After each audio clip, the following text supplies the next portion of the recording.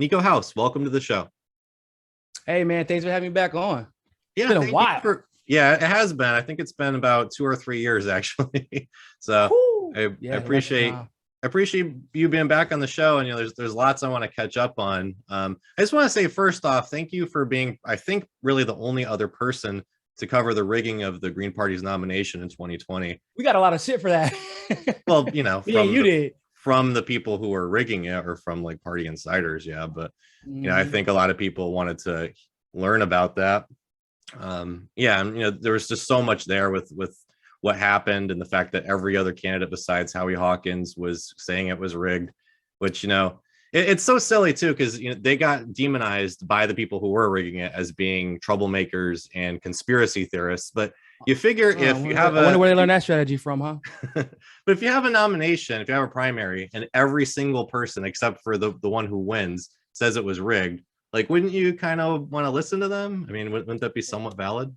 It's what bothered me the most about that whole situation. So yes, yeah, of course, because at least with the difference with the Democratic Party is like everybody pretended it wasn't rigged until everybody eventually admitted after the fact. But before the fact, everybody admitted that this was a problem, Yeah, and there was a like remember the push in to their get that. debates, they were saying, everybody's saying, "Hey, this is rigged." Yeah, yeah, man. And they were literally, I mean, I remember there was a poll taken and oh my God, my man's name. I don't forgot his name. Yeah, it's so messed up because he's such a great guy. Was it Ian Mar? Slackman, Is it Mario? Not Slackman. Slackman Dario too, but Hunter. Dario, yes. So Dario told me the poll numbers basically said that he was going to win. And that's when they went and got Howie. They literally so and mind you, these are the heads of the party went and got Howie to run.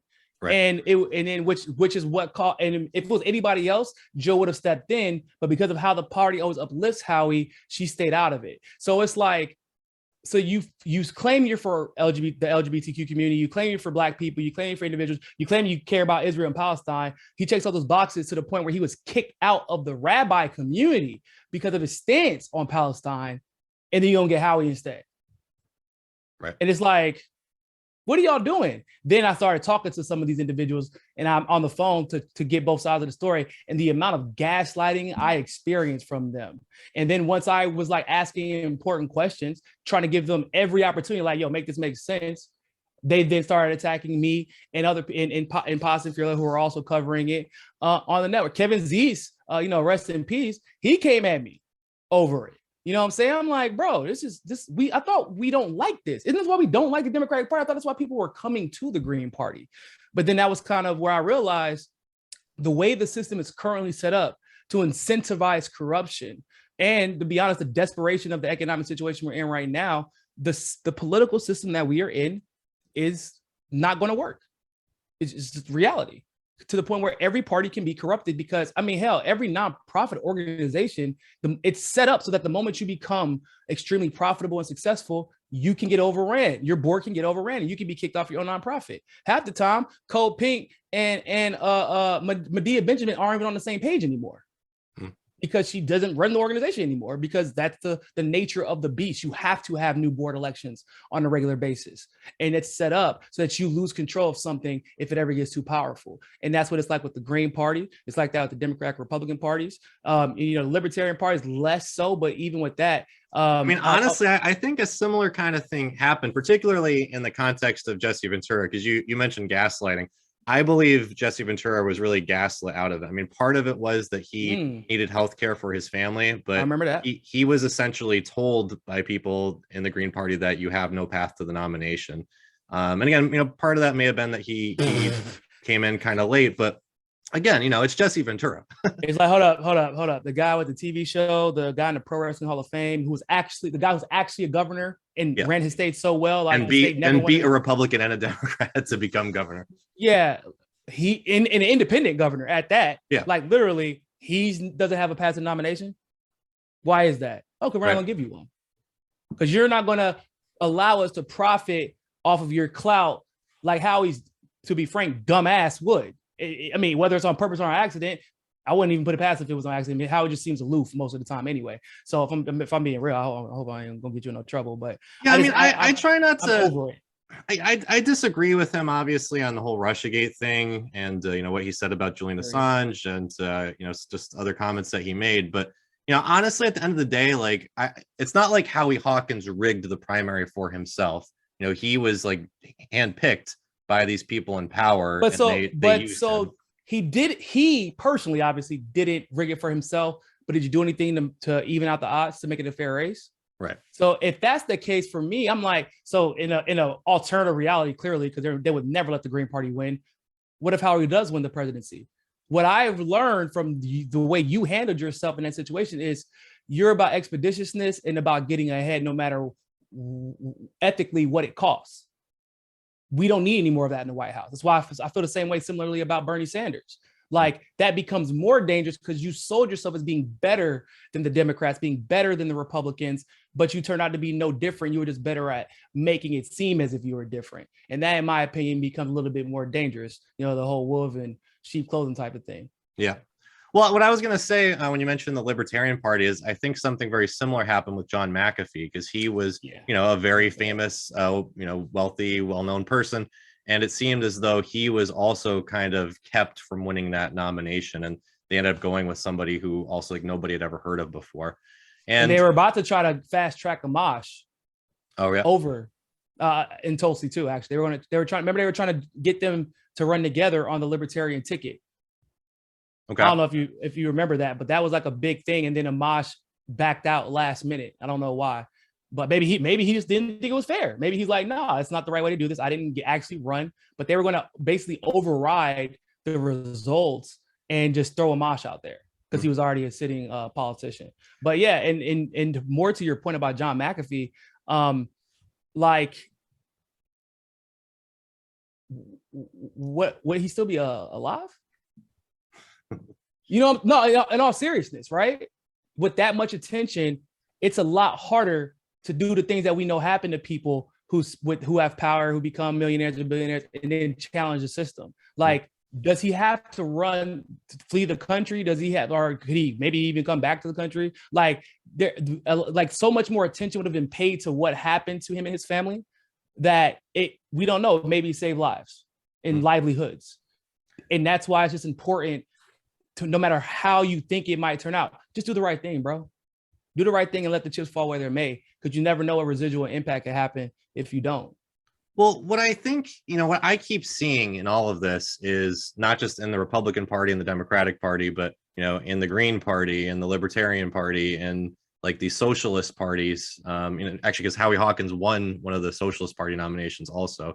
He ran with two. With the Communist Party USA, with the DSA, it seems as though like all of these different institutions, like even if you have a lot of well-meaning people inside of them, they all effectively get co-opted by the system.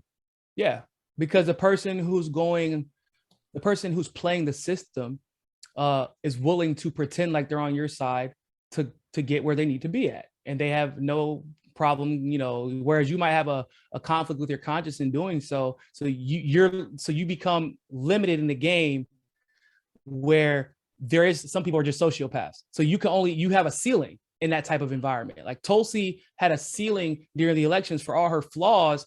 To this day, I still believe that she was the only genuine person, other than obviously Gravel, rest in peace. But I feel like she was the only genuine. I don't believe Bernie Sanders was genuine during that election. I know people get mad at me for saying that, but I, as a person who worked with the man, who knows him, knows people who know him, who family, like there were people in his to be frank, there were family members who didn't believe he was behaving genuinely in that campaign. And that's a fact.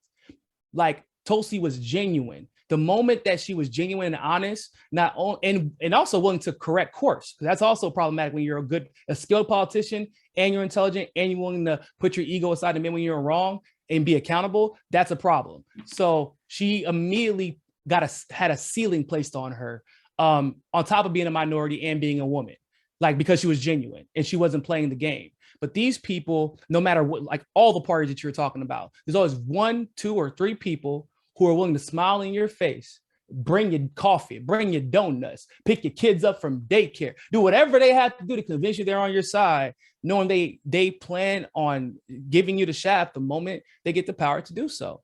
I mean, it happens at what we do, right? We see it all the time.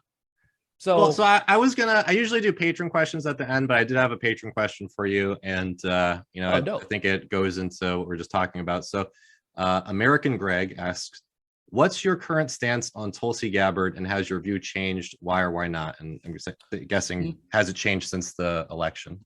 I guess I don't know what the view means. I'm not really sure what that means. But my current stand, well, so separately from politics, right? Tulsi is my friend, right? Like this is a separate from politics. She's always taking care of her family. She's made sacrifices, put herself literally in harm's way, like had to get security because of the stuff that was what's going on. Like at a time where, so funny story, I don't know if you remember when the Huffington Post smeared me. It was like in the beginning of the election. No, I don't think I caught that actually. What happened? Yeah, so they sent one of their little political hitmen. It's actually I felt kind of honored, man, because this is a guy that they used to send to smear Max Blumenthal too. So I must be kind of important. So actually I had like 10,000 followers at the time. So I don't know what the hell they were thinking. Had like 15,000 by the end of that article though. But so he smeared me, was trying to call me a conspiracy theorist. Could never actually like point to a point in any video where I said something that was wrong or false, or even some of the things that he said I was claiming. Like the Las Vegas shooting, right? I did a video covering something with the security guard, the police officer who was supposed to be on duty at the time, and it was some weird situation that happened. And I was like, all right, this is just a report. And it was like, he's a Las Vegas shooting truther. I'm like, well, no, this is an interview on a mainstream media thing where he was being questioned about this stuff. That's the only reason I found it. So Tulsi laughed. So Bernie Sanders, I mean, unfortunately, because we know this from like you think about things that happened to Orff, for example, right? He cuts bait, or the moment that he perceives you as a threat to the image he wants to project onto the world, right? Tulsi doesn't play the identity politics, and she understands. Oh, the system hates you. Oh, you must be an ally then. That's the only reason they would come at you like that, and you must be a threat and good at what you do. So she actually laughed when she found out about it and was like, that's okay, Niko. That's just another way of me confirming that you're actually on the right team. Welcome to the club. We're probably going to be getting smeared a lot this year. And then somebody else tried to smear me too. Oh, it was in the Daily Beast. They had reached out to Tulsi and her sister first. They contacted me to warn me it was coming in case like, I didn't have anything to do. But, if you have to, tailor anything up because we know that they're only attacking you because of us. Like that type of stuff that a friend would do for a friend. At a time, if I can be quite honest and frank, at a time where I'm not going to be modest here because I'm just tired of it at this point. I was the most qualified person to talk about any of that shit like during the election, before the election, after the election, foreign policy, domestic policy, healthcare. I mean, I was in the health insurance industry. I've helped not one, not two, but 3 presidential candidates. I ran the state for Bernie Sanders as a senior in college because of what we were able to do. Like they were like, sorry, we don't want to hire anybody because y'all would just be taking our money and have nowhere near the impact that Niko and his team would have. Like Tulsi respected that. And where other people may have seemingly respected it, they saw me as a threat and tried to freeze me out, take credit for my shit. I mean, we've talked about this before. I was the co-founder of the DNC fraud lawsuit, for example. Like people were literally stealing credit for starting it after they would talk to me or have a conversation like they were going to have me on their show, right? There are people who, so Jared and Liz, because they didn't like really being in front of the camera like that. And if anybody knows Jared and Liz, they're really awkward. So that would explain that. But they were like, please talk to Niko. Niko's our media guy on that type of stuff. He's the one who came up with the idea to sue. I was the one who put the argument together. Like the skeleton of it, like where he went into and talked about the meat of it with the actual like precedents and stuff like that. That's Jared, obviously. But the skeleton of it and the idea of it, like I was the one who put that together. Right. I was the one who broke the story on the Hillary Clinton Victory Fund. And I mean, I don't know if you have to edit this part out, but I told Jordan Sheridan thinking he was going to do the right thing and report it. But I thought this was a big deal. He tried to convince me that there was no smoking gun there, even though I'm sending him all the reports. This happened at Jared and Liz's office here in Miami. They were in the room when it was happening. And we thought equally, oh my God, this is a huge story. He told me there was no smoking gun. TYT reported it the very next day, after he told me it wasn't a story. This is what I was dealing with all of my peers. Tulsi being, a woman of color, being a vet herself, being a person who's she's one of the most intelligent people I've ever met, and is wise beyond her years, understood that. And where everybody else saw a threat and tried to blackball me and anybody associated with me, she embraced me. And that's why I will always have a certain level of respect for her. The reason that I got so close to Tulsi's campaign and ended up going on the road with her in a lot of states was because I did a 30-minute video criticizing her comments from The View, where she called Assad a brutal dictator and said that because she was getting, to be fair, she was getting literally bullied the whole interview, right? And she kind of just reacted. So when you say regime change is hurtful for the country, but gassing children isn't more hurtful, it's hard for me to understand where you come from a humanitarian standpoint if you were to become president. Well, you're putting words in my mouth that I've never said. You did not say that Syrian President Assad is not the enemy of the United States. Say it now, clarify. The issue here is, how can we help alleviate the suffering of people? Just really one moment. Is he an enemy of the United States? An enemy of the United States is someone who threatens our safety and our security. There is no disputing the fact that Bashar al-Assad in Syria is a brutal dictator. There is no disputing the fact that he has used chemical weapons and other weapons against his people. There are other terrorist groups in Syria who have used similar chemical weapons and other weapons of terror against the people of Syria. This is an unfortunate thing that wrenches at every one of our hearts. This is not something I'm disputing, nor am I apologizing or defending these actions. My point is that the reality we are facing here is that since the United States started waging a covert regime change war in Syria, starting in 2011, the lives of the Syrian people have not been improved. Their well-being has not gotten to a better place. Their suffering has not decreased. It has increased. And I explained nicely, you can't do that because we have you're a woman and you're a woman of color and you're a threat to Bernie Sanders and you're a threat to the establishment. You don't get to say stuff like that as just a reaction. And also, these things aren't true. And I broke everything down a 30-minute video for everybody. I swear to God, I never criticized Tulsi, which was a lie, because that's literally how she found me. She found me and sent the video to me thanking me. And that's how I ended up on her campaign, because of a 30-minute video I did criticizing her foreign policy. And then that's when we got involved. So and then she listened to me and my team about Kamala when we gave her all the opposition research. And look what that led. Look where I led. Yeah. Well, that was a great debate moment when she called her out. I mean, that was that might be the best debate moment in history. That was one of the most memorable moments from the Democratic debates, from all of them.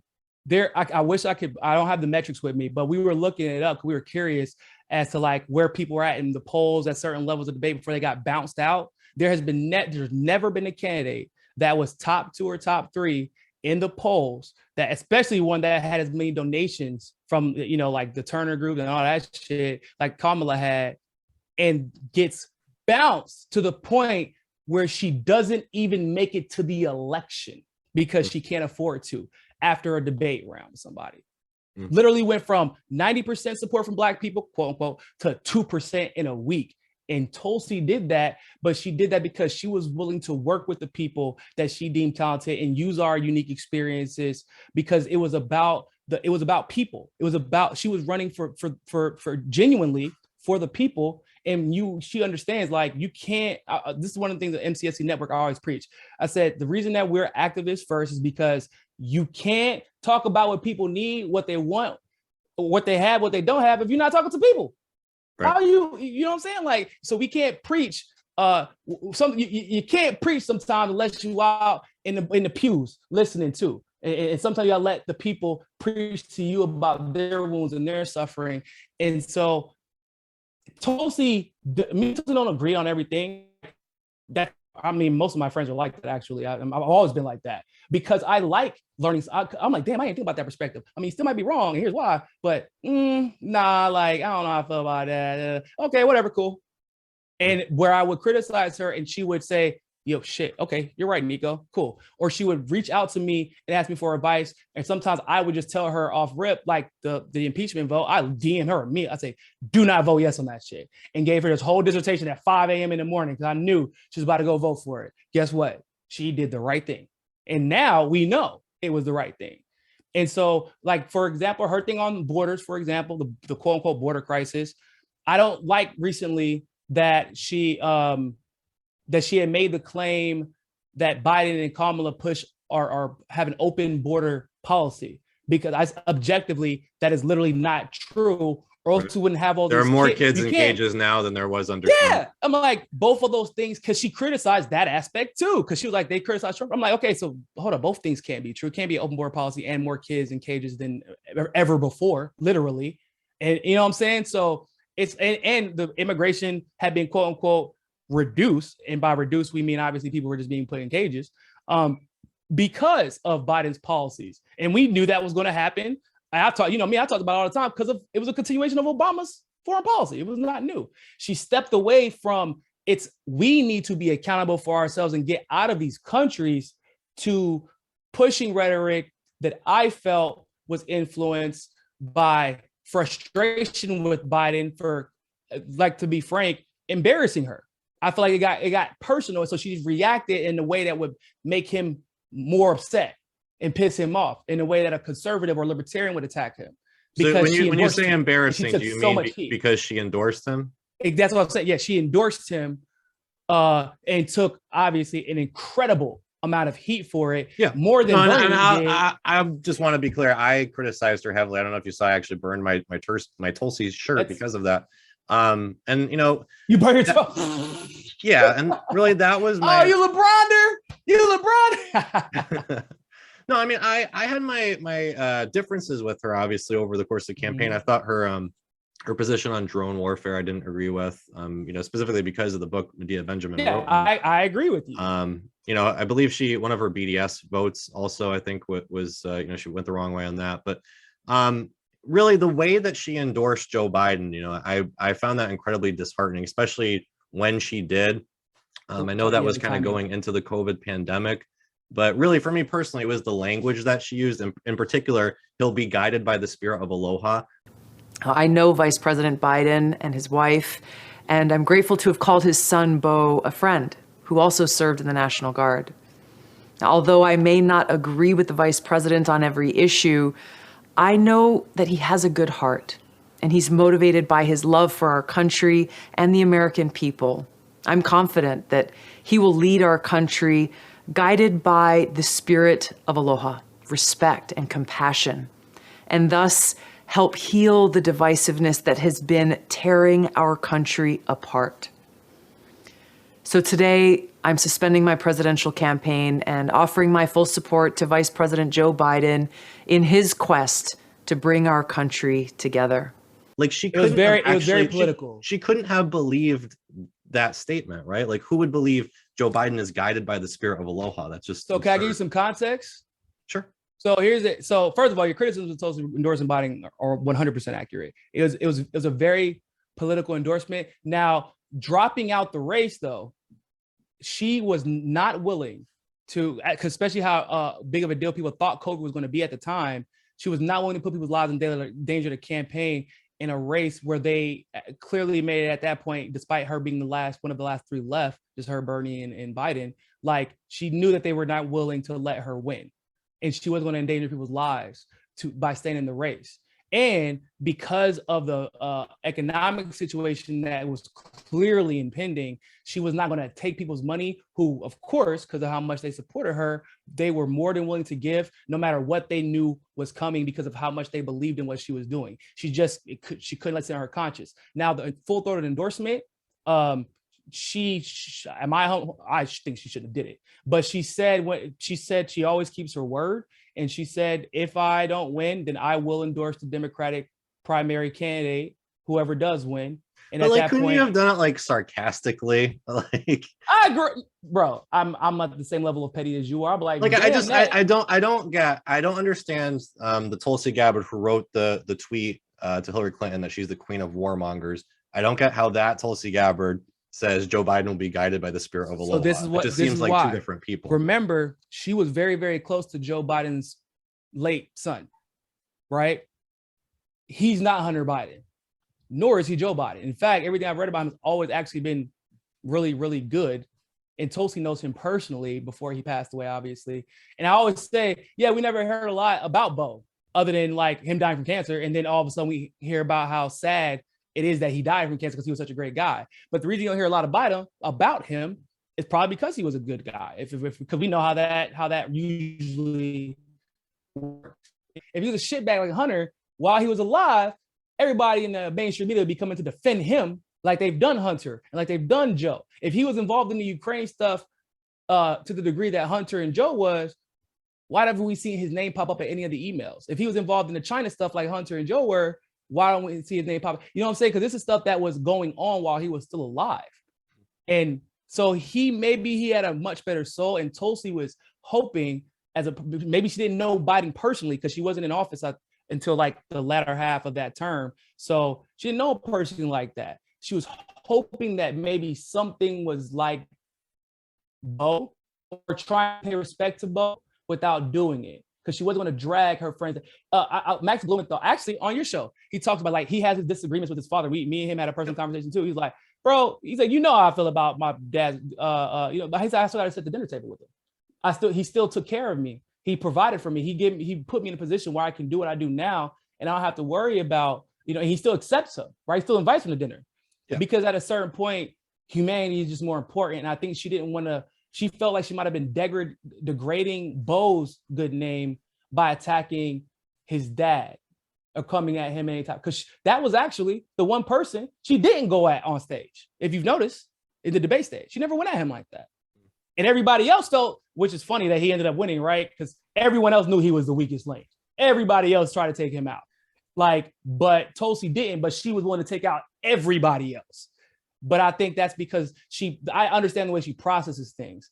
And human relationships are more important than political cool points. And obviously, strategically, that isn't always wise. And like when and we all kind of have those type of little things about us if we have some humanity in us. So that's the context around it. People don't know how close she was to Bo and she told me he was a great guy. Like she told me that, but also given the evidence, I would assume that he's at bare minimum not nowhere near as corrupt as Hunter and Joe Biden are. And she wasn't like I would never, no matter what I think about one of my late grandfather's friends, and I do have some feelings about them at this point because of all things gone down in my family since then, I would never say anything negative publicly about anybody he was personally close to, even if I have a personal issue with them, because I just feel like Niko, just let it go. That's what he would say to me. And that's how I think she felt too. And that's that part speculation, but I feel like that's what it is. Because you notice what happened after. Bernie, to be frank, was on his jock. Goes in campaigns for him, even runs illegitimately in a Wisconsin race that he had no intention on winning, just so a Democrat who lost anyway would get the state Supreme Judgeship, and he lost anyway. It was funny about it, but he admitted it. And I had told people when Tulsi had announced that she had quit or was going to quit, I was like, hold up, y'all do know that Bernie is done.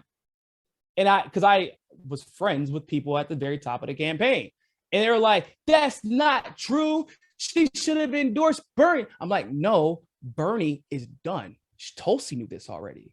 Nina knew this. They had publicly, even at that point, stopped collecting money, and people didn't catch that. Because hell, I don't know if you had the text messages on, Lord Jesus, that's the worst decision I ever made, was to start giving the Bernie Sanders campaign my phone number. I'm still getting text messages from Bernie. But they stopped collecting money. They had already told people that they were paying them out through December. Don't worry about it. Like, this is all happening. This once again, you can't just listen to people just be talking on fucking camera all the time, people, because they don't know this shit, because they don't talk to these people. They don't have those type of relationships. But we were close with both Bernie's campaign and with Tulsi's campaign, because we tried to give everybody the respect, and we wanted a fair race, and we wanted the movement to come out on top more than somebody's individual clout to come out on top using those individual brands.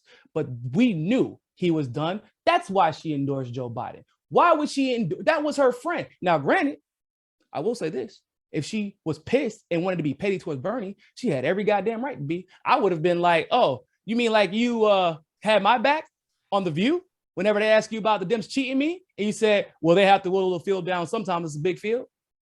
After she defended, like, she would have every reason to, because Bernie threw her under the bus, and it hurt her to no degree, but she never publicly lashed out at him at all. And so, but yeah, she didn't endorse Bernie because Bernie was losing, but everybody was more so mad. They were mad she endorsed Biden, but that was Tulsi supporters like you and I. That's what we were saying. Like, why? No, he ain't gonna aloha shit. Right. We're gonna say aloha to single payer health care. We're gonna say aloha to any chance of peace. We're gonna say aloha to this economy. It kind of sucks for her. Hello. I mean, honestly, and I think she kind of shot herself in the foot to some degree too. Like, even though she was bound to endorse Biden, again, just the way that she did it, I think personally, like, it did alienate a lot of her supporters who saw it as a slap in the face. And at the same time, it didn't really endear her to liberals at all. I mean, they still to this day say that she's a Russian asset. So it just kind of, alienated her really from her audience more than anything. And I think that's a social intelligence thing, right? Beyond anything else. It's at times Tulsi lacked the ability, which is why she had advisors, so sometimes she's hard-headed, so she just do what she wants to. She literally, that tweet that she sent out, that sounded like she was defending Joe Biden, but she was really attacking Kamala Harris, but it was worded weird. It was about some identity politics shit that she ended up being right about, by the way, with that little girl was me bullshit. And Tulsi called her out. Like, she left like for 5 minutes to go to the bathroom, and then everybody's phone is blowing up. We're like, what the fuck happened? They're like, yo, why did somebody stop her from saying it? We're like, bruh, she went to the bathroom and we came back and there was a nuclear bomb went off. Like, no pun intended, but like, you know what I'm saying? Like that's the kind of person she is. And I guess it's gotten her pretty far so far. So I guess she didn't feel that much of a need to change, but sometimes she can't, she thinks that people are supposed to see her as a human separate from a politician and be as forgiving and as well-spirited as she is, or me or you might be, or her family or her campaign, because her campaign was they were like a family. But unfortunately, we know that's not how this game goes, and you have to account for the long-term damage. In that case, I agree with you. My word personally is based off of other people's actions. I no longer feel the need to keep my quote unquote word when your intention had always been to deceive me and take advantage of me, and I found that out. I'm no longer bound to that, where I'm gonna do what the hell I feel like for me. And Tulsi is, she's just very principled, and she wasn't going to step away from that. But I will like every single one of my friends, especially in this profession, I will have my disagreements with her, but I still 100% believe she was the only genuine person outside of obviously Mr. Gravel that was genuine and one just really had the best policies at the end of the day. And you've talked about this a lot when you were defending her. She was the only one on stage that everything she had talked about, you could Google HR, blah, blah, blah, blah, and there was a bill about it out already. That's all I needed to see to know that she was about it. And that's what made her, if she was as bad as some Bernie supporters had paid child to be, then why was she getting attacked by the mainstream media worse than Biden was?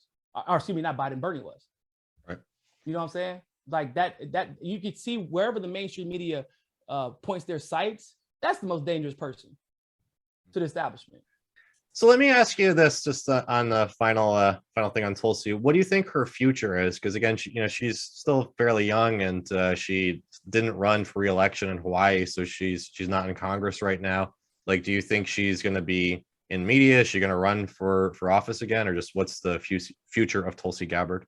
So one, I'm glad she took a vacation, because after that, after the brutalizing issue was treated, like I very pleased that she didn't have to go see a therapist after that election, honestly, because I literally had to go see a therapist after that election. It was like that. And I think that's part of the reason she stepped away from politics, which is another reason why I think she's very genuine, because she was like, there's no point to this theater. I'm out. This is a waste of time. And I think that she took a step back to assess that. She did say she wanted to start a family, so that's part of the reason she had stepped away. And I'm not sure on the progress of that so far, but I know that her and Abe have spent a lot of great time together. And Abe's a great guy too, by the way. Shout out to Abe. But I think now it's first assessing what she wants her identity to be. And I think that she's young, right? 38 years old is young. 38, 39 years old, especially in politics. So you're always, if you're paying attention, you always see her kind of figuring out who she wants to be, especially because she was always I'm the youngest politician in the room. I'm the foreign policy buff in the room. I've always been councilwoman, congresswoman, state representative, presidential candidate, even officer, ma'am, what we call him, but Tulsi Gabbard.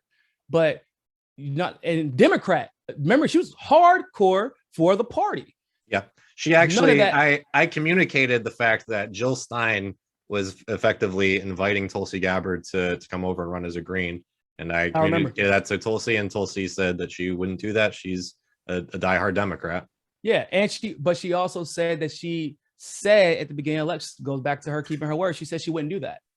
Like she said that was never her intention. She was not going to do that. And also, I kind of agreed with her to the degree like, no, if anything, I'm going to prove to you just how corrupt this goddamn party is, even if it's going to take me taking an L to do so. But I think that she's going to run for president, actually. I don't know if it'll be this election cycle, but some telltale signs generally of a person's thinking about running for president on the other side of the bipartisan fence. Think about Ron DeSantis. Bruh, hey, look. You can hate Ron DeSantis, you can like Ron DeSantis, but you can't say he don't know how to stay in the news. Boy, that man will drop legislation for no reason, just so that people can get pissed and start. Because nobody trends fast. You don't trend anymore for doing the right thing. You trend because people hate you. That's what happens now, unfortunately. Unless you're Biden. They just force him to trend with the 500 tweets about him and pretend like he's the number one trending topic in politics, whatever. Also, bread too. Yeah, and Brett's a good guy. Don't get me started on them. But so Ron DeSantis is kind of doing similar to what Bernie did. I knew that Bernie was going to run again because why are you in front of the camera so damn much? Like Ron DeSantis is running a great state. I'm being real with y'all. I know people don't want to hear this, bro. Florida loves DeSantis. They don't want him to run for president. I'll ask a Democrat, ask a Republican, ask a black man, ask a white man, ask a black Cuban, ask a white Cuban. Come to Little Havana, go to Fort Lauderdale in Broward County where Debbie Wasser, they love Ron DeSantis because he kept their businesses open. He helped them when they needed it. He got their kids out of Common Core. He held Debbie Wasserman Schultz and her little crew accountable in Broward County, by the way, for them stealing money out of the students' funds. Like that was happening. He took them to court over it. He got rid of the red algae, immediately put an environmental commission together. Like now that we have the gift of the ability of hindsight, he also handled COVID better than every other governor in the country. Every other governor in the country. So from that perspective, I would be in front of the camera all the time about to run for president too. But he could just chill if he wanted to and just stay here until he feels like leaving. But he doesn't. He clearly, and honestly, I would take DeSantis over Biden if I'm being quite frank. I would take Tulsi over both of them. So I think that it's going to depend if Trump runs again for DeSantis. Yeah, that's what I was going to say. Is it's really up to Donald Trump if Ron DeSantis runs for president or not. Facts, and also it's I think that Tulsi, if none of them run, I think that she actually could run as a Republican, and I think that she's really, really, really mowing it over. But given her she's always like on Fox News and Tucker Carlson. Now I know like CNN doesn't like her, but like she's like very, very friendly and engaging with them, and even traffics, if we're being frank, in some of their rhetoric. Even though I'm like, you don't even feel that way. Like I know I've seen your policies. Like that imperialism is a cause of a lot of this like mass migration, this border crisis that we're having, right? It's not just a Democrat problem. The Republicans have set up the stage to allow this to happen. You notice they keep trying to say that he has open border policies, but then outside of their mouth, they don't want to bring up the kids in the cages where he's put more kids in cages where they were cheering Trump on for that stuff and defending that policy. Now we're here, right? So, but Tulsi, I think, could run as a Republican. And I think that if she does run, Tulsi is possibly, other than Donald Trump and Ron DeSantis right now, and I don't even know if Ron DeSantis is more popular than her amongst the Republican Party. She is the most popular candidate outside Donald Trump in the Republican Party, and she's not even a Republican.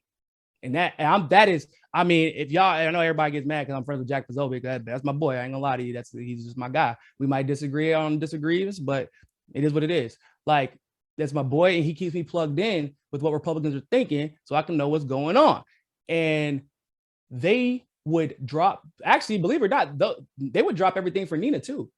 They love the Republican. Well, before recently, you know, for obvious reasons. But during the election, he was like, "Oh yeah, bro." Everybody would people would drop Trump to vote for Tulsi and Nina, is what he told me. And this is Jack, who's literally plugged into the White House and in TPUSA and those kind of cats. If Tulsi ran, especially if she gets past the primary, which who knows, the Republican Party is really good at cheating too, if we're going to be honest. Like they cheated your boy Ron Paul, right? So let's not act like they're innocent. But if she got through that, bro, you're talking about a potential sweep, all 50 states, if she wins. And I think she knows that. She knows it. And she's just trying to prepare herself. But I mean, I don't know about her popularity in the Republican Party. Personally, I think a lot of people would say that she's a socialist or whatever, but you know, or just hate her because she's a woman. They say despite her socialist policies, like literally those words, verbatim. Because I at this event that I go to with all these popular, like it's like a popular liberals and Republicans, and I'm like one of the only independent leftists there. But the Republicans, I say, you know, she has some socialist policies, and I'm like, bro, why do you always feel like it's a bad thing? But man, you know what? I know that she would do the right thing, and like if I can work with that. Well, you know what would be funny about the socialism thing is Republicans, when they run on that in the general, they lose, because like that's what Mitt Romney ran on, was the fact that Obama was a socialist. He lost.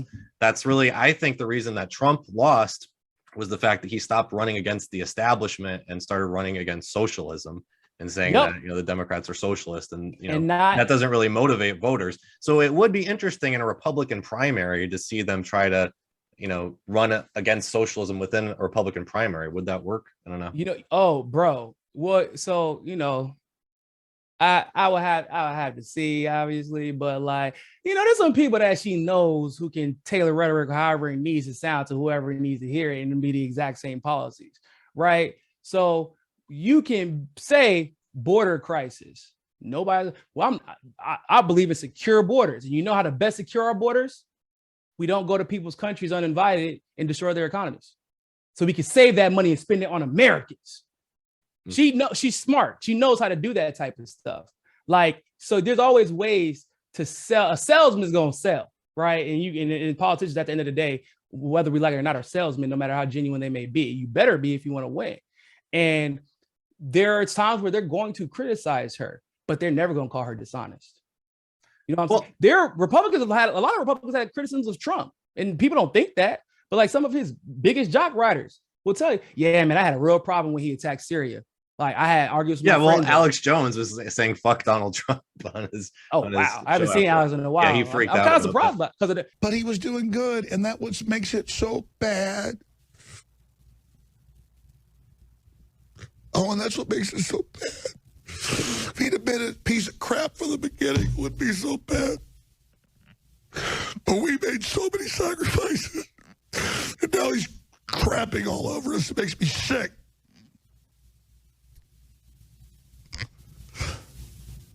Yeah, man, I feel like with her, you never have to question whether or not she's genuine. And I don't know, I would love to hear your opinion about this. In my experience, right, and I'm a leftist, and everybody knows, or at least everybody calls, all my conservative friends call me a leftist because of the policies I support. I just feel like they're common sense. But let's just go with leftists for right now. I talk to a lot of conservatives. I talk to a lot of leftists, and I work in leftist spaces. But conservatives have a higher propensity to forgive than leftists do, because they're not riding on this like moral high ground or seeking it even a lot of the times like leftists are, because a lot of leftist brands are dependent on at least looking like they care about everything and everybody. But with that being said, like, let's be real, right? We had leftists saying that the only reason people were voting for Tulsi or supporting Tulsi couldn't be because of all the fucking bills she introduced, but instead because they want to have sex with her. That's really what it's about. It's like, what? So that's what I was going to say too, is I can't speak to how popular Tulsi Gabbard would be in the Republican Party. I mean, I guess we wouldn't. But I'm saying, like, if she made a slip up, she wouldn't get jammed up as much, or they wouldn't harp on it as much as the Bernie supporters who are still bringing up a statement that she might have said totally out of context. Yeah, so that's years what I was ago. gonna say is I think, you know, let's say that Tulsi Gabbard was a Republican nominee somehow. I think that there would be a lot of Democrats who would be very motivated to run against her just because they don't like her. You know, and a big part of that, I think, is the fact that, you know, because of Russiagate, because of the war that's happening now in Ukraine, I think that there's just so many people in the Democratic Party who would say, you know, she is a Putin puppet. They do the same thing they did to Trump. They would just say she's a KGB asset. Which is like, I mean, I don't know, they might say that, but that would be if you're in a general election and it's just us two on stage.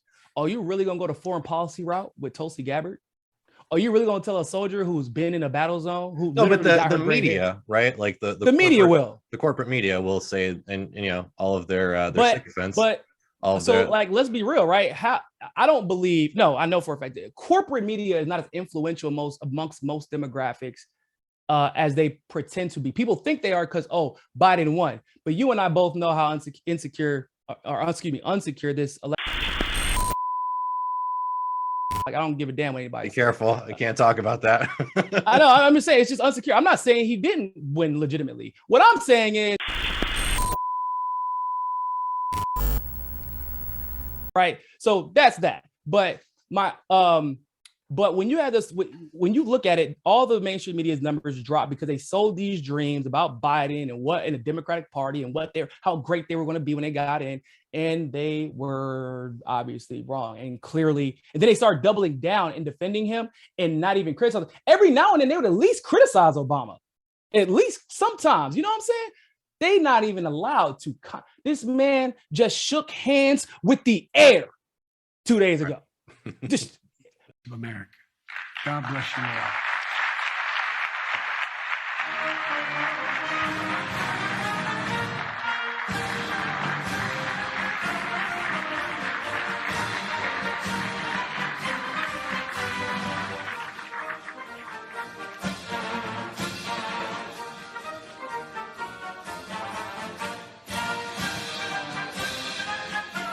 Bro, if they were saying because of some of the things that Trump were saying that he was in cognitive decline.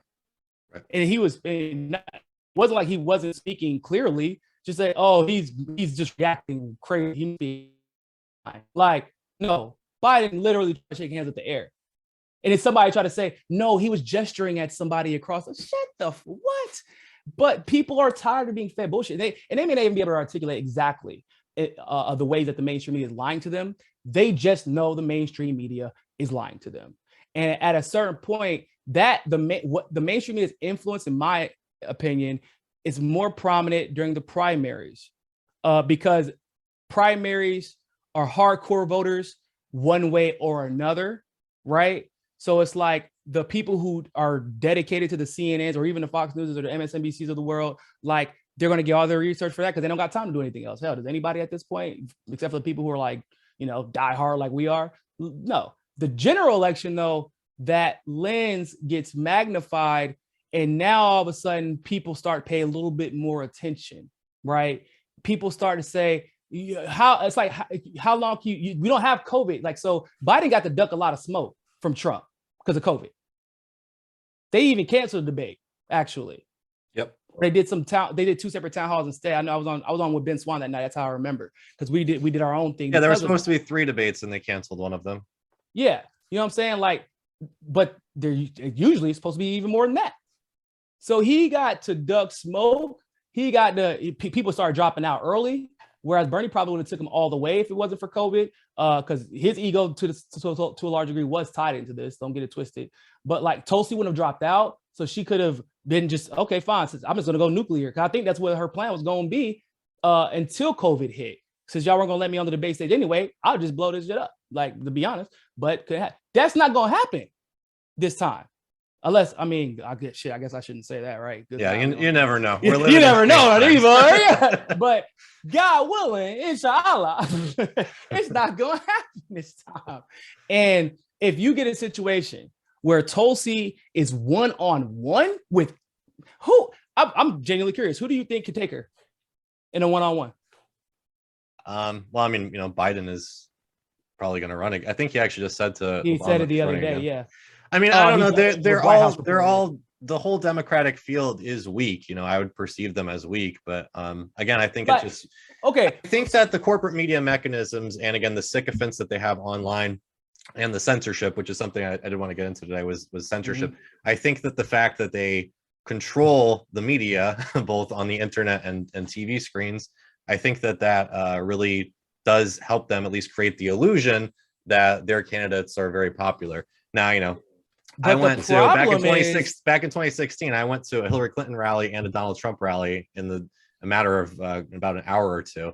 I went to a Hillary Clinton rally in a gymnasium where it was mostly students, so I have to imagine we're getting extra credit to be there.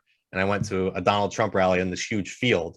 So, you know, we've seen this phenomena where the Democratic candidates can't seem to draw anybody to their events besides especially the general, right? Especially the general election. Yeah. So I mean, I don't know, you know, who really knows what the truth is there, but I think that they are good at creating the illusion that Joe Biden is popular. Or you ain't gotta say it. You ain't gotta say it on you. We know. But you know. No, but I will they create the illusion that Biden's so popular? Yeah, but let's be honest. That probably would have worked better before 4 years of Biden, right? Yeah. Before, and it would have worked. It still would have maybe worked if maybe the Republicans had the Senate, or maybe the Republicans had the House, or both, or you know what I'm saying? Like, but it's also how unpopular the other candidate is, though, right? I mean, because again, I think there's a lot of people who hate Donald Trump, and there are a lot of liberals who do hate Tulsi Gabbard, you know, and she unfortunately, and you know, I supported her. You know, I was the guy who broke the fact that Mike Gravel's endorsement was being hidden by his campaign, that he was endorsing Tulsi Gabbard. But that oh man, that shit was crazy, bro. That was wild. But yeah, I mean, you know, she didn't do well in the primaries. Honestly, you know, what did she get? Like 1 to 5%? Like yeah, but she got cheated, right? Like they literally kept her off the debate stage, and I mean, we literally caught people cheating. Fiorella, I don't know, you remember the Iowa fiasco? Yeah, that was bullshit.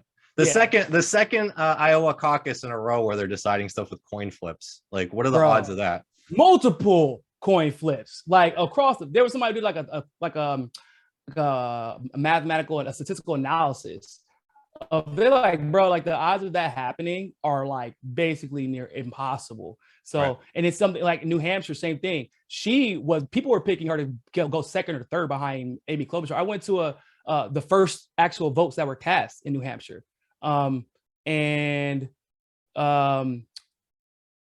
she got second place in bumfuck nowhere in the mountains, bro. Like, we're like, whoa, that wasn't really what we were expecting. We didn't know that. They're like, oh no.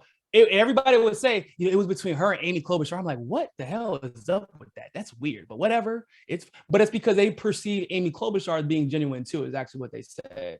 So, but my point is, we don't really know how accurate, because they cheated Bernie. They tried to cheat Bernie in Iowa with the shadow web. They admitted, Elizabeth Warren admitted, okay. Tom Perez admitted, all the people admitted the Democrats did in fact cheat Bernie Sanders in 2016. They admitted it, and they went on a little unity tour, remember, to make up for it. Because they're cheaters. We don't know what the real outcome was. But in the situation, one with the liberals, I want to address that part too.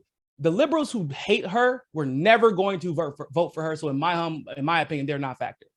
I don't think they're motivated to vote against her. Again, I mean, this is, you know, it's a hypothetical we're talking about here, but again, if she was the Republican nominee, I think there would be a lot of people who are like, I fucking hate Tulsi Gabbard. I'm going to go vote against her. The liberals would, but if it's she's a Republican nominee, the liberals were going to vote for the Democrat. It doesn't matter if it's I don't like her that much, or you know, I would push her down a stairwell if she was in a wheelchair. Like, it doesn't matter, because they're going to vote for a Democrat. You know what I'm saying? Versus a Republican that most Republicans are disgusted with the Democratic Party. Okay. That's a whole lot of the country. Okay. Libertarians disgusted with the Democratic Party. Independents generally, for the most part, love her. And how many disaffected members of the Democratic Party are maybe still registered as Democrat, but hate the party now? There's a lot. We encounter them all the time in what we do as leftists. So, but again, like, wouldn't they have voted for her in the Democratic primaries? Well, Just kidding, because like I don't think she didn't. Not only did she not win a state, but like we literally can't. Well, one, I don't think she ended up. We didn't do enough of the primary. One, two. She was never what the last debate I think she participated was right before the New Hampshire primary. No, she got shafted from that debate. They changed the rules on her after and then she ended up winning things, and she was supposed to get back on the debate stage after everybody else dropped out. They didn't even let her on that debate stage because they changed the rules the moment she made the qualification. So this is a situation where unless you're going to now all of a sudden change rules, like we're actually going to just have 1 or 2 debates, which is a possibility. But that's 1 or 2. You end up, in my opinion, it's like the NBA Finals or the Super Bowl. Now you created a situation. Well, if I'm only going to get 1 chance to see this, everybody is watching at the same time. And one thing we know is that for better or for worse, Tulsi is really good at trending on debate night. Like, it's just a fact. So it's well, that was one of the reasons she sued Google, right? Is the fact that they were hiding her like right after the debate, I believe. So what they did was they blocked her account, so she couldn't promote like everybody else does when they promote after, right? Something after successful debates and stuff like that. So it's like John Morant said, for all my Memphis Grizzlies fans out there, my basketball fans, he told Timberwolves, we're not ducking smoke, because they have all the pieces, and it's one thing where it's a regular season, one thing can fall one way. He's like, no, we got 7 games to look each other in the eye and figure out who is better, and everybody's gonna be watching. And even John Moran, that joke that said, yeah, we let y'all get a W, man, because we want you to actually feel like y'all in the playoffs. And like Tulsi's just been here. Like, I don't know who else they're going to have that has as much even political experience at that level as Tulsi now has. And you have, at bare minimum, you haven't felt anywhere near the vitriol that she's experienced and had to navigate. And if she gets a party in the Republican Party who, hey, we don't like her, guys, but we kind of hurting right now. We got to figure, and we can't do Trump again. Like, it just, they have to, even if they like Trump, they can't do him. They can't use him again in a lot of their minds, because whatever it is, he couldn't win, even with breaking so many records that, an incumbent president hadn't broken before while still being in office. So it's like, it's just so the wind will be blowing at her back. But can you get past the primary though? Will the Republicans Democrat you? But if that would depend on a lot of factors too. But if she gets past that primary, I'm just saying, man, like the reason that we were able to figure out, like with the DNC fraud lawsuit, quantitatively that Bernie was being cheated, was because some things there's some variable you cannot mute. You can't. There's not been a single presidential candidate in history that ran as a Democrat that broke individual, not just amount fundraising, but that too, broke individual donation fundraising records, crowd records, crowd turnout records, all that shit, bro. You can't break every single one of those records and lose. It never happens. Literally, it never happened until Bernie, and then Bernie again. So these type of things, these variables, you can be like, okay, just something wrong there. And so that's why I say we can't even use. Well, yeah, but like if you're a thinking, rational, logical person, but like these people are just completely indoctrinated to believe whatever they're told, and depending on what the day of the week is, the narrative changes, and they go right along with that. It's true. Forget what happened 2 weeks ago. But there's more apathy than anything else, right? There's more apathy, and that's the saddest part, I guess. That's probably the most frustrating thing, is why a lot of this stuff we have to worry about the legitimacy of a race. Because people don't care enough, and they'll just vote for whatever, or don't vote at all. But on the other side of that fence, liberals who were not going to vote for her, they weren't going to do it. It is what it is, and that's the same for Republicans. There could be a Republican who don't like Tulsi, but they ain't vote for no damn Democrat. They know that, right? Especially if it's Biden again. So, and if they run Biden again, good guy. That's just that would be a wash in my opinion. But that's a whole different conversation. But with Tulsi, just like the last to finish off this point, it's just, if she got past the primary, the math ain't mathing for the Democrats. You know what I'm saying? Like you might win California. Okay, you're not winning any of the South. You're not winning Florida. Not with Ron DeSantis being here after the job he did, and you got to be accountable for the fact that you shit the bed on COVID. You came in and said you're going to do more. Donald Trump gave everybody more, and the Republicans, I guess, frankly, gave everybody more money than Biden did. And that's a fact. And Trump was putting out tweets strategically. Do we know if he was being honest? I don't know. He's like, hey, man, send me a bill with one line saying $1,400 checks. I'll sign it right now, Nancy Pelosi. You know what I'm saying? Stuff like that people remember. And the Democrats have the House, the Senate, and the executive branch, and got nothing beyond nothing done. It's life is what gas prices, like that's all on their heads. And these little, what do they call it? Kitchen table issues, dinner table issues, that type of stuff matters even when they don't say it out loud, but it does matter by the time they get to the voting booth. And I think that with the wind at her back, the Republicans' sheer disdain for the entirety of the Democratic Party, no matter who they run, and that would be including Bernie Sanders, unfortunately, at this point, the amount of independents who would be galvanized by Tulsi, and then couple that with the disaffected liberals, the Bill Myers, even Bill Myers done with the Democrats. And that man is Bill Maher. Is that how you pronounce his name, for real? Yeah, from HBO, Real Time. It's really, his name is Bill Maher? Yeah. Bro, I've been calling him Bill Myers this whole time. Has everybody been pronouncing his name wrong? Oh man, that's crazy. So Niko, I also want to talk to you today about censorship. And actually, for the YouTube audience here, we probably censored a couple things out already. So if you'd like to see the uncensored version of this, please go to Rockfin or Rumble. And it's actually fitting that you're wearing your Rockfin shirt. I recently went there. I started a new show called Uncensored. And that happened to me because I don't know if you saw the whole story of what happened to me, but I had Cynthia McKinney on my YouTube show. She said something about the 2020. Yeah, you was asking to be censored against Cynthia McKinney. Well, she received a patron question. So the silly thing was, it wasn't even me asking the question. It was me reading a question from a patron to a former Democratic congresswoman about the election. And that got taken off of YouTube. And I was given a warning for that. Then, like within a week, they took down a video from 4 years ago. Yep. About the 2018 State of the Union, saying that that was cyberbullying, and I got a strike for that. I couldn't post to YouTube for a week, so I opened a Rumble channel. I started a new show on Rockfin called Uncensored, and that's for premium members on Rockfin.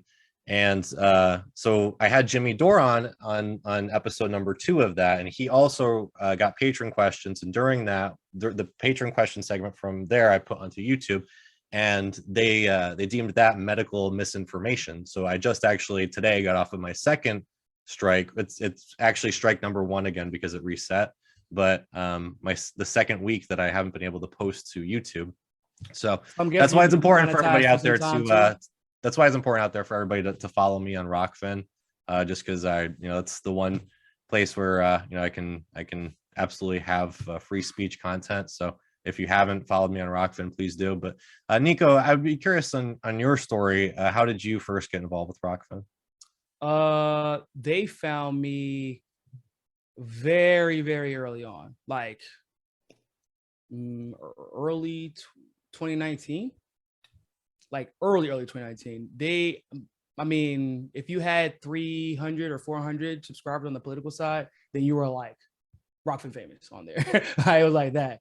The Ray token at the time was only worth 7 cents when I got on. Yeah, bro, it's super early. And at first, somebody kind of didn't explain it to me the right way the first time, so I was hesitant. Then Pasta Fiorella and Johnny actually were on there, and they said they enjoyed it, and they told me like, nah, bro, you got to call them and talk to so-and-so. I was like, oh, okay, cool. So I called the guy they told me to call, and he explained it to me in a way. I was like, hold up, you trying to tell me cool? So you're trying to tell me you get paid for cooperating actually more. The more you cooperate with other Rockfin creators, no matter what they're political, you get paid more actually? I don't know if I believe that. You selling pipe dreams now, bro. I don't think that's a thing. And he's like, yeah, man, we really love your content. I'm like, okay, but have you seen my content? Like, I don't say controversial shit, but everybody takes it as that. They're like, no, man, we love you, dog. Like that. But they told me that our MCSC, Jimmy Dore, Tulsi, even a lot of what we were going through is why they created Rockfin. It was based off of a similar, Martin Floriano is the CEO of Rockfin, and he had a similar thing with sports. His other company is actually called Flow Sports, And he started it because the mainstream sports industry is very, very political. Our media industry is very, very political. They limit opportunity, and they have a very mundane, monotonous way of covering literally everything. And he started Flow Sports to give people a different side of the story when it came to that, even different angles and different. I mean, it's brilliant, honestly, and it became so successful that it forced ESPN to get their app together. Because remember, I don't know if you're a sports guy, but ESPN Plus was trash. It was garbage. I hated going on that app. They had to get it together because they started hemorrhaging subscribers, while like Rockford would do like 6 times. Every time they would hemorrhage something, they would hemorrhage like maybe 60,000 a month, and then Rockfin would get like 30,000 of those subscribers. Or not Rockfin, excuse me, my apologies, Flow Sports would. So he kind of took that same concept, but applied the cryptocurrency side to it, because the way rate token is what people who are on Rockfin get paid in. And it is part of the reason that it becomes a co-op, right? Because for those of you who don't know, we have monthly meetings with Martin in the Rockfin team. We're the ones who tell them if we like the direction the platform is heading in. A lot of the features on there, like the tipping feature, that came from our team, actually. We were like talking about how important super chats were and how it helps people engage better. And you can even use it as a metric to help in the algorithm, so that you know, because when people see, $50 on top, they want to put $5 more on there just to feel like they add something on there. Whereas if it's 0, then it may not be as likely to put something on there because nobody wants to be the first of anything. So anyway, so it is in Ray token specifically, the cryptocurrency actually, it's called receive access system. Well, no, excuse me, receive access ecosystem. And it can be applied to any business. That's why they created a Ray token on the side of it, so that people can get paid the value of what they put in to any given website, platform, whatever. So everybody, for the life of Rockfin, even if you don't post anymore, you will always get the value, the fair value of a combination of whatever the Ray token is worth and what you put into the platform for eternity. So if I brought Primo and somebody say if he signed somebody signed premium for his channel after watching mine, I would get a percentage, small, at least it's small now, but a percentage of that would always go to me. He'd obviously get the majority of it, but that then it says, oh wow, man, I should, people for whatever reason like our content, you can see all the metrics. I'm gonna start sending more people to Primo because maybe they don't like my stuff. Maybe I'm not their cup of tea like to that degree, but maybe they become, because of your demeanor, your character, your presentation, a hardcore fan. I'm still incentivized to see you successful, right? And that's what I love about it.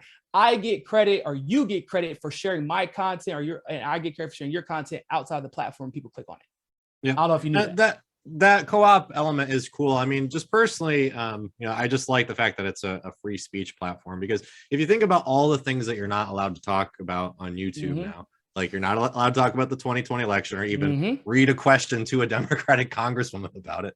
You're not allowed to talk about COVID. You're not allowed to talk about Russia and Ukraine. I don't know if, by the way, did you get that email the other day where they said like you can't monetize content if it puts Ukraine in a bad light?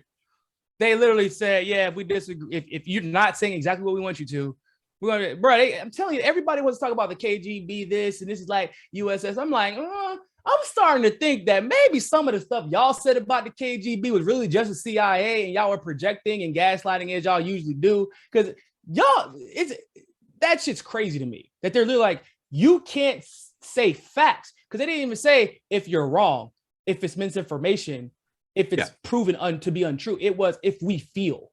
Yeah, if it's putting Ukraine in a bad light, you're not allowed to monetize it. Like, that's insane, bro. That's like, and that's what I'm talking about, because I grew rapidly on YouTube during the election, and I was on like this crazy trajectory. So funny story. I don't know if I told you this before. I was speaking at a rally for Tulsi in San Francisco, and everybody who's a YouTube partner is assigned different representatives. Mine found me to tell me they were targeting me because he follows my show, obviously. He told me that they were targeting me and they were about to flip the algorithm on its head because I was getting too popular too quick. from telling the truth. He straight up told me. And I was like, bro, are you sure? Like, I don't think. He's like, no, like basically you got to see the numbers that we're looking at. Because they can see, they can project in the future, they can compare to past creators. And what we were doing was we're talking about something that was never getting talked about, which was at the time Tulsi and foreign policy. And people were finding out stuff about Tulsi that they hadn't known before. And we were the only ones talking about it, to the point where for the longest, if you typed in Tulsi's name on YouTube, I would come up before Tulsi would. Like, it was crazy. And I was like, are you sure? I don't know. That's kind of, you don't want to think that something that big is trying to crush you, because it's kind of intimidating, just a little bit. Well, I'll be goddamn, the algorithm flipped on its head, where you remember you used to get what? It was 30% of your views came from subscribers, 70% came from other people, which makes sense even for YouTube's brand. Then that flipped. And hell, you're lucky if your subscribers even see if you post. Then it goes to the monetization thing, right? So now our ability to earn income, and most people at this point, when you get to this particular level, this is our full-time income. This is how we make money. Like, this is how we provide for our families and hope to hopefully grow a small business into something bigger, like I hope everybody who's in business wants to do. Like, and we were doing it by we weren't doing anything, bro, but telling the truth. That's it. And now they flip it, you get crushed. And you then, on top of that, have the limited ability to grow. So you can't even, it's hard to even bring people to the other platforms like Odyssey, like Rockfin, like Rumble, because they're not letting you be seen on the second largest search engine in the world. Right. So Rockfin then decided to Uber, not literally, because Uber is a shit company, but like disrupt the market was what I mean. And create a platform where they let you say whatever the hell you want to and let the people decide. And because of that, now so the criticisms of Rumble at the time was that too many conservatives are on there. They're just all French conservatives and And then same thing with BitChute, is it? And Gab, right? Mm-hmm. It's just a bunch of angry conservatives. And there's some suspect shit on all those websites. Okay. Yeah. I mean, I think that's more valid of especially Gab, but perhaps it's valid. I really don't know BitChute that well, but like I think Tim Pool streams on there, if I'm not mistaken. Yeah, like, but it was like, okay. But from a marketing, just like I'm just saying, not ethically, but a strategic perspective, that is problematic. You do have a limited ceiling at that point. Mm-hmm. What Rockfin did, and at first I was kind of confused as to why they were making it exclusive. You had to sign up, get it, or invited to be a creator. And Martin, when he explained it to all of us, because we were trying to figure out why it wasn't open, he was like, it's a co-op, right? A co-op is a business, and we all have where we have equal benefits, we also all to some degree have similarly equal liability based off of the value that we've added, right? Whatever we put in, like any situation like that. So you don't want somebody to come in there and they show these patterns of lying and being problematic, but not like productively problematic, like not making, I want to say, make good trouble, whatever. They're not doing that. They're just literally gaslighting and taking advantage of the system to game it, and then they pull out, and then what happens? It's like bad for they bring bad people in, and it's not productive. They do not want that, because they're all for the most part libertarian leaning and like leftist socially leftist, libertarian leaning economically, but free speech and discourse is what they want. That's why the Ray token is based off of cooperation also. He cultivated people who are going to be willing to talk to each other. So guess what fans you get? The fans that are willing to listen to each other. He brought in people who, even if you disagree with them, they're going to be based on facts. I've made friends with people on Rockfin, and I thought they were, because of what I read, which I should know better. Oh, that person's probably way too kind of wonky for me or off the wall. And you're like, hold up, this dude's really reasonable. Man, hey, you want to come on my show? Yeah. And then they invite you on, and then you're like, bro, like, you're dope. I thought you were crazy. I thought you were some crazy far leftist. Nope, we both actually believe for the most part the exact same things, even though then we help bring each other closer to the middle on some things because of I don't know if it would have happened if Rockfin didn't encourage it, honestly, if it wasn't incentivized. And so the free speech aspect of it encouraged a different type of discourse. and the limited amount of people they let matriculate in actually ended up being justified, because now you can't go on Rock. You can, some people who are popular, they will go on Rockfin. Like, am I allowed? I don't want to get you in trouble, man. Am I allowed to say names? Why not? Oh. Huh? Yeah, no. I Why can't. not? Yeah, I mean, why? I can't. Why Yeah. wouldn't you be able to? Okay. Hey, man, look. Everybody says I'm an asshole because I would just be dropping names all the time because I'm just tired of it. You know, I'm just tired of bullshit, bro. But anyway, so like Jordan Sheridan, for example, doesn't have a lot of success on Rockfin. He's a very popular individual influencer, so they do a very good job promoting people, because that is the bargain that they cut with people. They say they will not let you hang like YouTube will. They're going to try their hardest and put you in the best position to succeed. And I personally experienced it, so I know a lot of people get that. Okay. Jordan is nowhere near even close to as popular as like the combo coaches, or even Franco, who is significantly less, or as far as the star meter is concerned, way, obviously Jordan's blue check, you know, got status quo, all that good stuff, interviews presidential candidates. Yeah, Franco just started like 2-3 years ago. Okay, Franco's more popular because Franco tells the truth. When they do every year, I don't know if you noticed or they talked about it, it's actually a pretty cool thing they do. They talk about who got the highest numbers, who like stream, who got the highest just single video watches, who got the highest overall, who got the highest in this particular sport, who got the highest in free speech, who got the highest in XY. So like they did that. Guess who had the most views? Me. On a platform that Scott Adams is on, popular conservative, Jimmy Dore is on, Kim Iverson was on.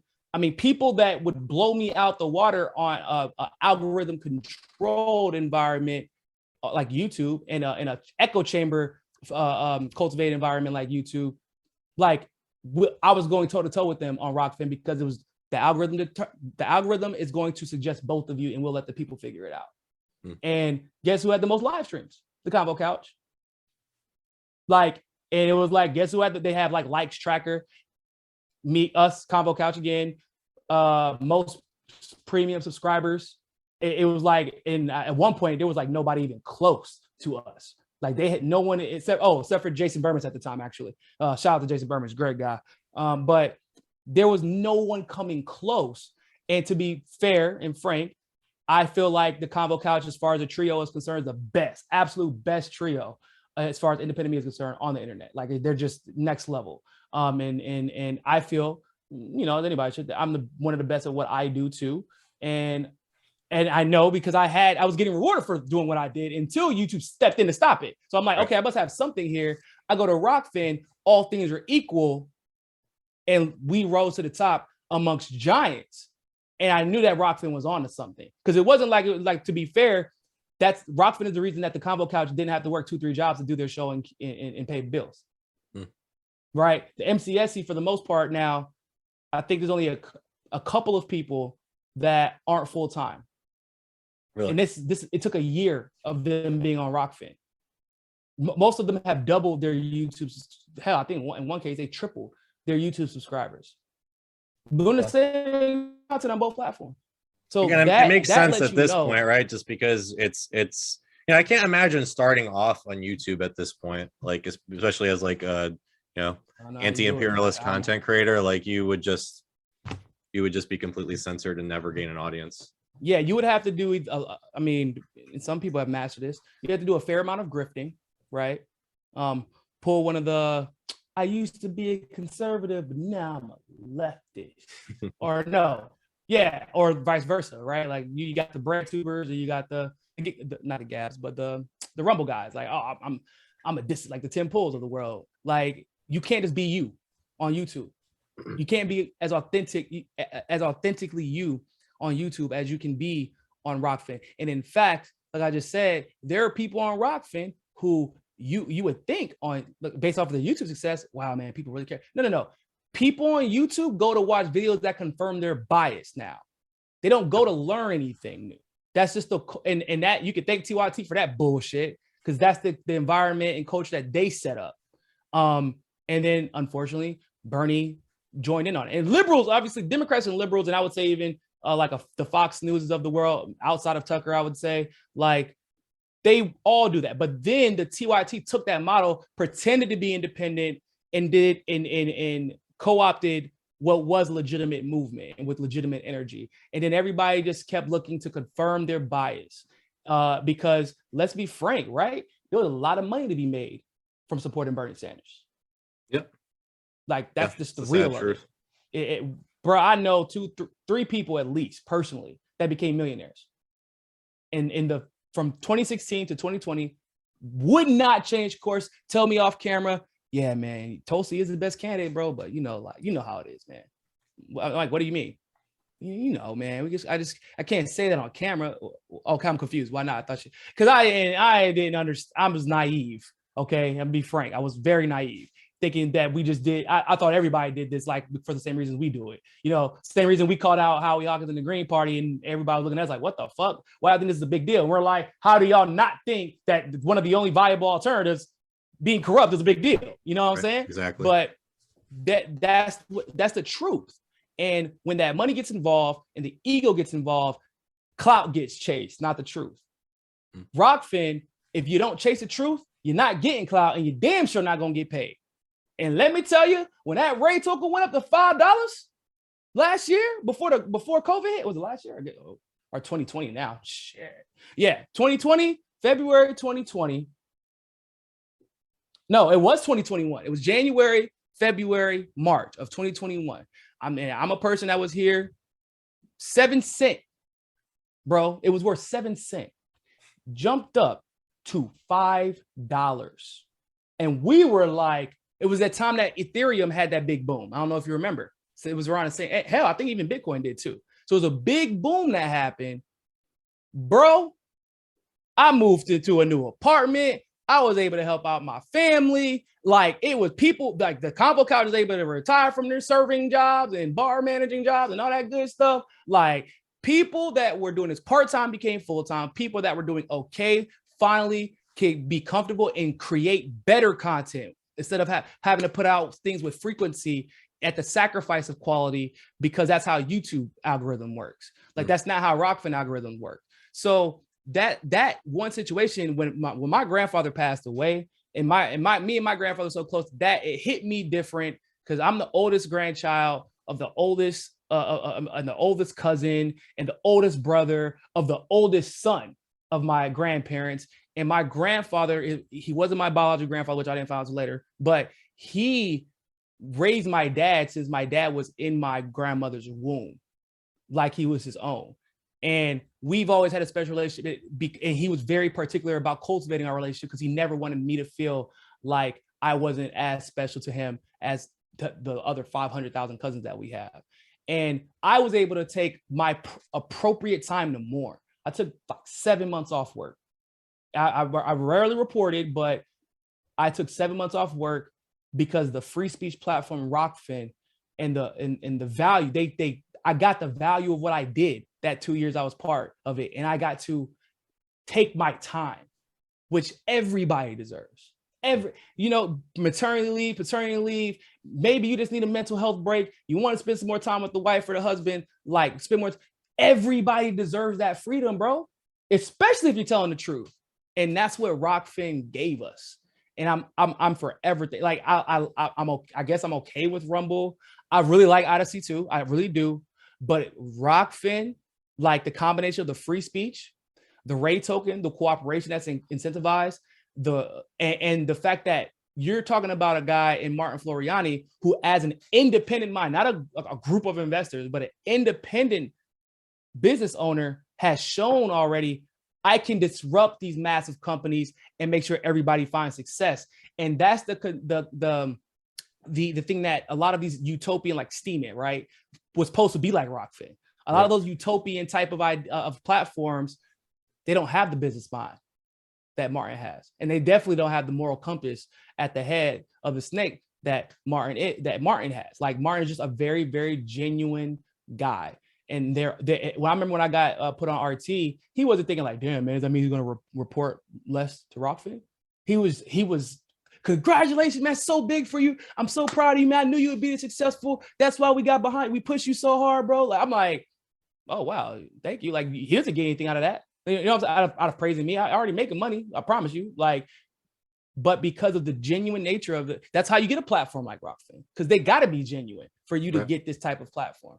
So everybody deserves it, and I'm glad they're letting more people in. I'm definitely, bro. You just, hey, listen, I'm a fan. I fuck with you as a friend, but I am a fan of your show. You have done these interviews that you've done. I feel like in like 10 years, we're gonna go back and like, damn, bro, this was like, I mean, thank you. I appreciate that. And, you know, that's kind of hopefully it still exists. I mean, it's over on Odyssey now. But, you know, it's sad, like when you look at Lee Camp or Chris Hedges or Abby Barton, the fact that like their years and years of work were just deleted by YouTube just to facilitate this neo-McCarthyist bullshit. Like it's just it's sad. So that's why I didn't post a lot of my RT stuff on YouTube, because I kind of knew like it was, I mean, I was already getting targeted. I was demonetized before I even joined RT. So if you want, hey, bro, this RT situation is crazy. Do you want to know what people are going through? What? So I'll give you a perfectly good example. So I'm a contributor for RT. This isn't news to anybody. And we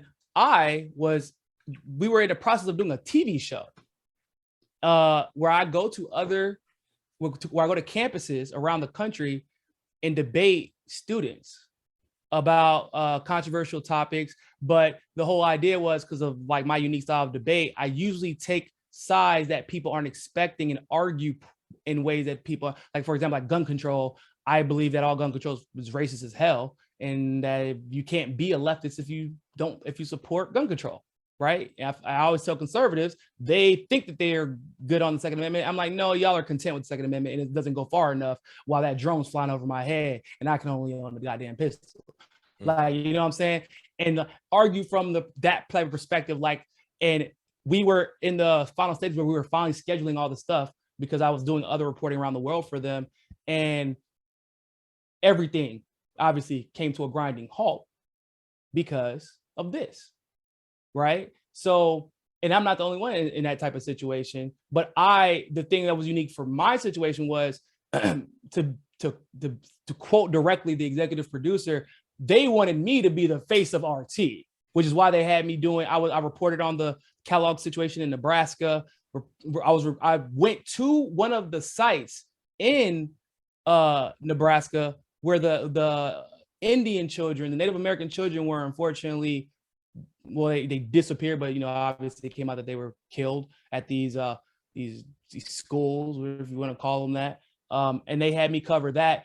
I went to New York to cover COVID cases, and before that, they would never let anybody touch COVID or vaccinations. But they built up the trust. They're like, man, you know how to cover this stuff without us getting in trouble. And I convinced them, like, bro, you need to cover this. You're missing out on just views. We don't do it. I mean, I didn't say anything crazy. I just said the truth and interviewed people. But they trusted me and had me doing everything, and I was loving it, man. I was able to go do what I love to do finally without any of those restrictions. And I always tell people all the time, like, bro, if I was able to go to this, I would go everywhere. And I was doing it. And they were even working with me and my grandparents. Like, I asked them, I said, hey, guys, I might have to take a month off work. And they remembered that I was dealing with what I was dealing with my grandpa, my grandpa passing, my grandma getting sick. They said, that's fine. By the way, when you come back, my grandmother lived in Northern California, we can look up stories in San Francisco. That way you can make sure that you can get paid to be there, and you don't have to take any time off, and you can still be near your grandma for as long as you need to. That's the kind of people that work there. Like, then this stuff happened. They took RT off of, like, that's the part where people laugh about that shit and cherish it. It's bizarre to me, bro. People lost incomes. The sanctions that in US, we're way better off right now. We don't have the sanctions that Europe has. All of those journalists in Europe that work for RT are right now about 2 months of paychecks behind. Totally unexpected. Still, a lot of them still doing it. They can't post us on their social media because they're worried, and I can't explain why, but they're worried that the FBI is going to be at our doorstep if they post us on their social media now. For what? Like, somebody was claiming, from liberal on Twitter, oh man, you're a Russian propagandist. That's why I'm like, oh, okay. So what did I say? That was propaganda. And by the way, I almost never talked about Russia. That was never actually my wheelhouse. I don't know why everybody says that. But I ask people, what did Rachel Blevins say? It's because you criticize the Democratic Party from the left. If you criticize the Democratic Party from the left, you're a Russian agent. Exactly. If you talk about their foreign policy, if I talk about NATO, these are things that I had already had a problem with before I knew until I didn't even know the degree of the beef between NATO and Russia, because I hadn't researched that much. I mean, as I got a little bit more in depth in foreign policy in Eastern Europe the last couple of years, I knew, but I've been criticizing NATO, not because of what they did in Eastern Europe, because of what they've been doing in Africa, what they've been doing in Central and South America, what they've been doing since the Cold War, because they effectively started the Cold War. And like, okay, maybe I guess it serves Russia's interests, but I'm sure it also serves a bunch of other countries' interests. But my thing is, why does me criticizing NATO serve Russia's interests? And why don't you just stop giving me shit to criticize, bruh? How about that? How about we don't put a demented sociopath warmonger in the presidency, and maybe I won't have anything to criticize. Maybe we'll let even Bernie Sanders win. Maybe it would have been even better. Maybe we don't have to deal with this. Maybe we're not on the doorstep of a war. But instead, they want to say you're a Putin mouthpiece instead. And I'm all out, bro. I don't even say Putin's name like that until recently, because I have to talk about the situation. And then they expect you to stop reporting the truth, which goes back to why Rockford's so important, especially because, bro, I think you and I both know it looks like things are about to get a lot more worse before they get better. And somebody's gonna have to be honest.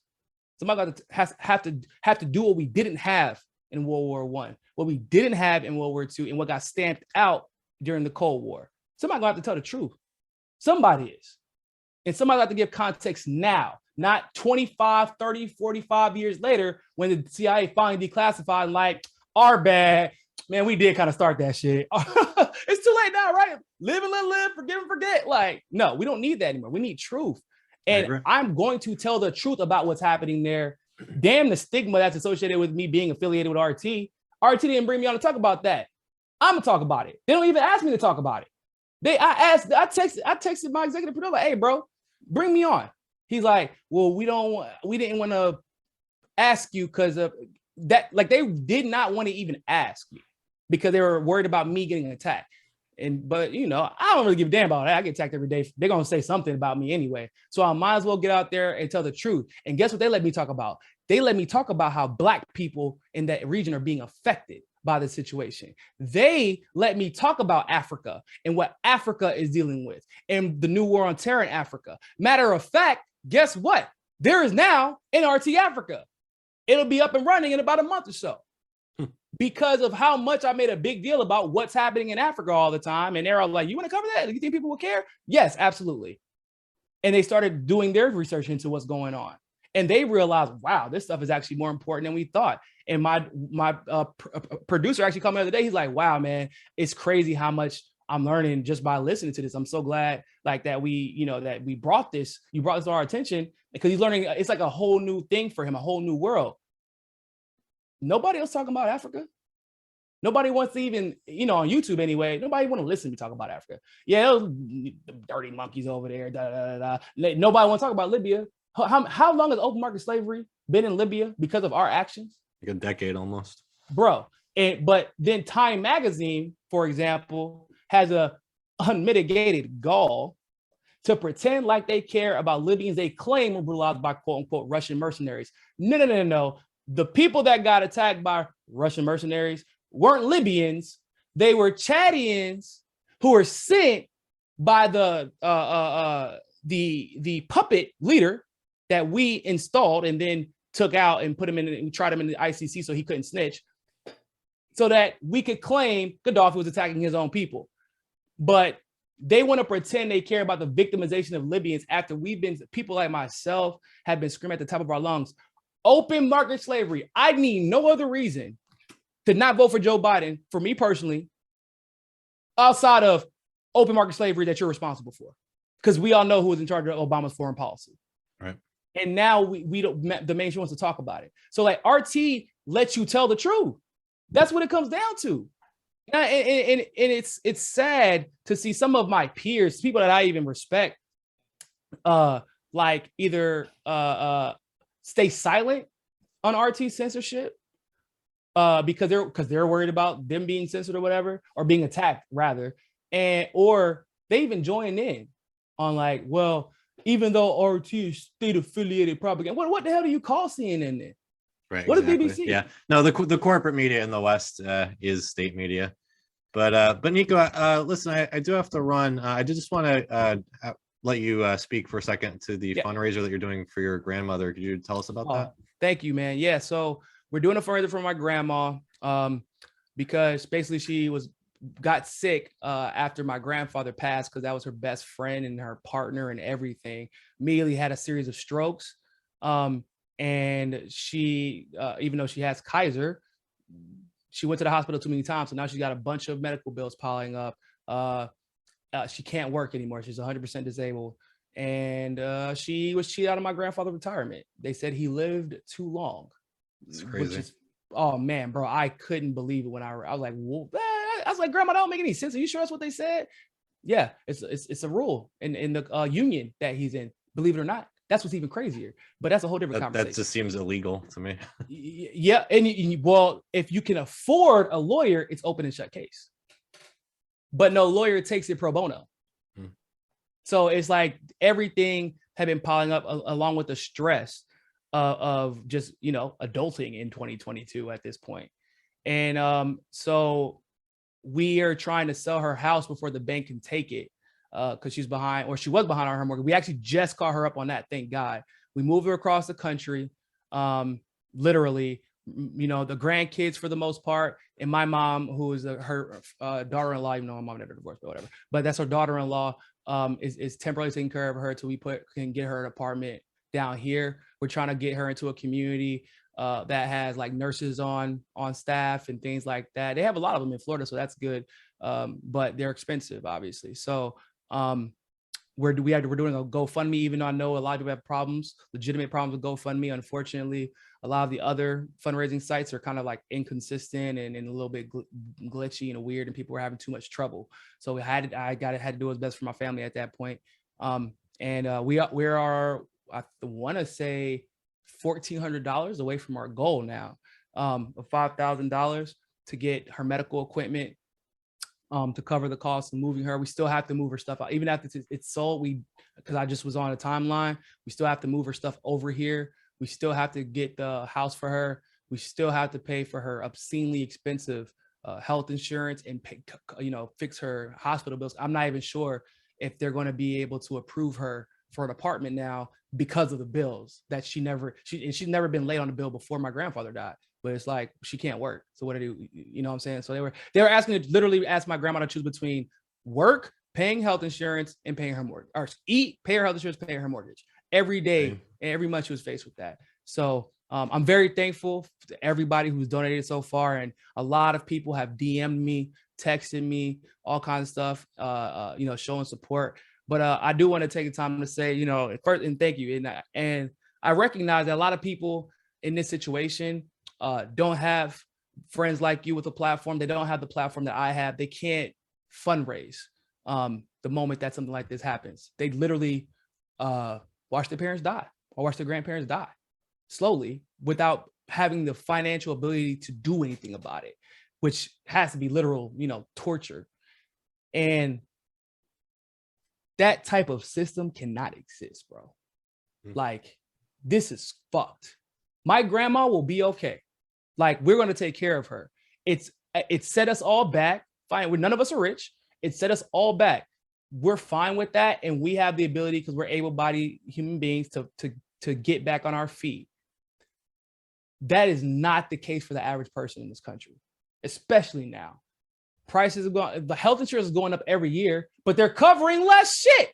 Bro, I do not get that shit. Like, every time my mom gets a raise, because she has diabetes in North Carolina, it gets erased immediately. In fact, she ends up making less money than the year before, because they take it out of her paycheck, and because it's based off of not only your health and your age, but also how much money you make.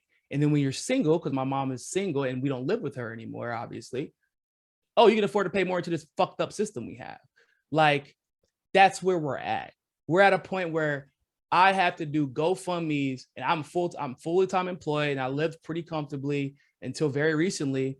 because I had a back and neck injury too on top of that. So, and we couldn't figure out what it was until very recently. It just kind of healed itself right in time for me to get to see my grandma and help her move. So I'm very thankful for that. But I couldn't do what I wanted to do. My wife was taking care of her family because they have some of the stuff going on where, you know, they don't have the money to take care of it. And she had to do a lot of my wife's mom is legally blind, literally has to wear a contact lens, wear glasses over that, and then use a magnifying glass to read anything. And so when shit goes south, it goes south fast, and it's hard to kind of get everything back under control. So it's just, if I'm experiencing this stuff and I'm very fortunate that I can take care of it and I can do a GoFundMe and know that people are going to see it, like, y'all have to know there are millions of people experiencing the same exact thing. Yep. And we need a lot of fire under our ass about fixing this shit. We need to stop playing the games, bro. And this is to all those content creators out there that say they speak a big game about single payer healthcare. They speak a big game about how they love principal candidates. They speak a big game about all this, how they're just so morally righteous. No. Damn that. Stop pretending this political system can save you. It was designed to let you fail. We need to get into the streets. We need to organize on the ground. We need to what they call direct action, but more specifically, we need to have coordinated, organized efforts to take it issue by issue, ballot, damn the parties, ballot initiatives. Most of your states, you can get a change your fucking self. You can do it. Literally, New York didn't get voted because it was an out magnetic government with a great legislature. They did it themselves. We have interracial marriage because somebody took their ass to the Supreme Court and won. We have equitable rights for marriage right now, recently, because somebody took their ass to the court and fought and invested into what they believed in and won. That happened. I mean, hell, right now here in Florida, felons can vote. They did their time and they deserve to be able to vote because they damn sure gonna still have to pay taxes. Not our taxes, we're Florida, tax free, but they still have to pay their taxes. And that's the people of Florida did that, not Rick Scott. We have to get out and be the narrative and be the change. And I know that it sounds cliche, but like, I'm tired, y'all. Like I've done a lot of activism. My people are tired because we feel like we're screaming and we're canaries in a coal mine at this point. We still fighting, but like, at what point do you stop watching our videos and get out to the streets and stand beside us? Yeah. No, I've been thinking that even for years during Russiagate, like when is the protests against this bullshit? So, but yeah, I mean, something like healthcare, obviously that's something that we really do need action on. Student debt relief, like these are major things that are destroying our country. So, but yeah, Niko, I gotta ask you, I'm genuinely curious. Do you believe that anybody above 70 years old should be forced to work? No, that's insane. You can't go send billions and billions of dollars to fucking Nazis. Yeah.